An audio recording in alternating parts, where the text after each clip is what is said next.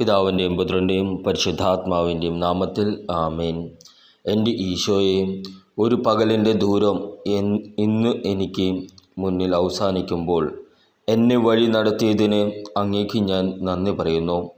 രാത്രിയുടെ മറവിലേക്ക് ഞാൻ ചേരുമ്പോൾ എൻ്റെ കണ്ണിന് കാണാൻ കഴിയാത്ത എല്ലാവിധ ശത്രുക്കളിൽ നിന്നും പ്രലോഭനങ്ങളിൽ നിന്നും എന്നെ കാത്തുകൊള്ളണമേ എന്ന് ഞാൻ അങ്ങയോട് അപേക്ഷിക്കുന്നു.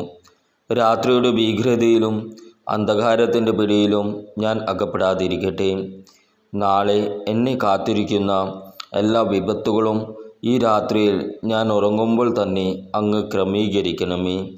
സ്നേഹവും സമാധാനവും ക്ഷമയും എന്നിൽ നിറച്ച് അങ്ങയുടെ പരിശുദ്ധാത്മാവിനാൽ എന്നെ ജ്വലിപ്പിക്കണമേ. യാതൊരു രോഗങ്ങളും കടബാധ്യതകളും സങ്കടങ്ങളും ആകുലതകളും എന്നെ ഭരിക്കുവാൻ അങ്ങ് ഇടയാക്കരുതേ. അങ്ങയുടെ തിരുരക്ത കോട്ടയ്ക്കുള്ളിൽ എന്നെ മറച്ചുകൊള്ളണമേ. നാളത്തെ പകൽ അങ്ങ് എനിക്ക് വേണ്ടി ഞാൻ ആഗ്രഹിക്കുന്നതിനും അപ്പുറമായി ഒരുക്കി വെച്ച് എന്നെ വിളിച്ചുണർത്തണമേ. നാളത്തെ ദിവസം എൻ്റെ ജീവിതത്തിൻ്റെ ഏറ്റവും മനോഹരമായ ദിവസമാക്കി മാറ്റണമേ.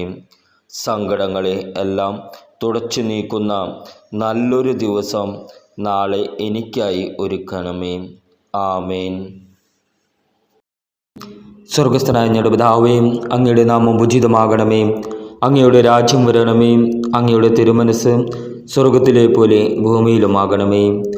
അന്നു വേണ്ട ആഹാരം ഇന്ന് ഞങ്ങൾക്ക് തരണമേ. ഞങ്ങളുടെ കടക്കാരോട് ഞങ്ങൾ ക്ഷമിച്ചിരിക്കുന്നത് പോലെ ഞങ്ങളുടെ കടങ്ങളും പാപങ്ങളും ഞങ്ങളോട് ക്ഷമിക്കണമേ. ഞങ്ങളെ പ്രലോഭനത്തിൽ ഉൾപ്പെടുത്തരുതേ, തിന്മയിൽ നിന്ന് ഞങ്ങളെ രക്ഷിക്കണമേ. ആമേൻ. നന്മ നിറഞ്ഞ മറിയമേ, സ്വസ്തി, കർത്താവ് അങ്ങയുടെ കൂടെ സ്ത്രീകളിൽ അങ്ങ് അനുഗ്രഹിക്കപ്പെട്ടവളാകുന്നു. അങ്ങയുടെ ഉദരത്തിൻ്റെ ഫലമായ ഈശോ അനുഗ്രഹിക്കപ്പെട്ടവനാകുന്നു.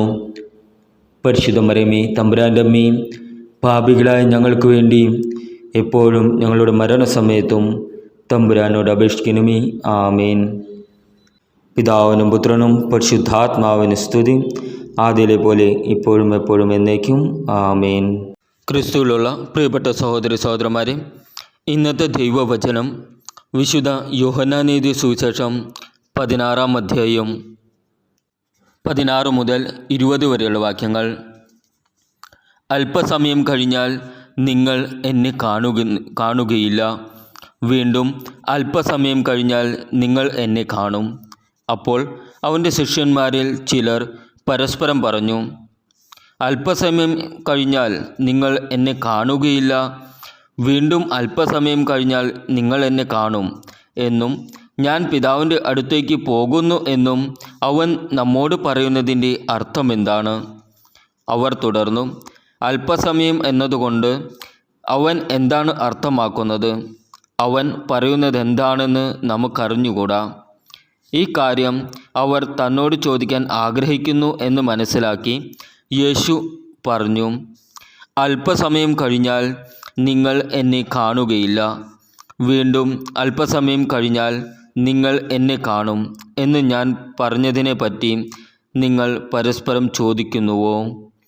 സത്യം സത്യമായി ഞാൻ നിങ്ങളോട് പറയുന്നു, നിങ്ങൾ കരയുകയും വിലപിക്കുകയും ചെയ്യും, എന്നാൽ ലോകം സന്തോഷിക്കും.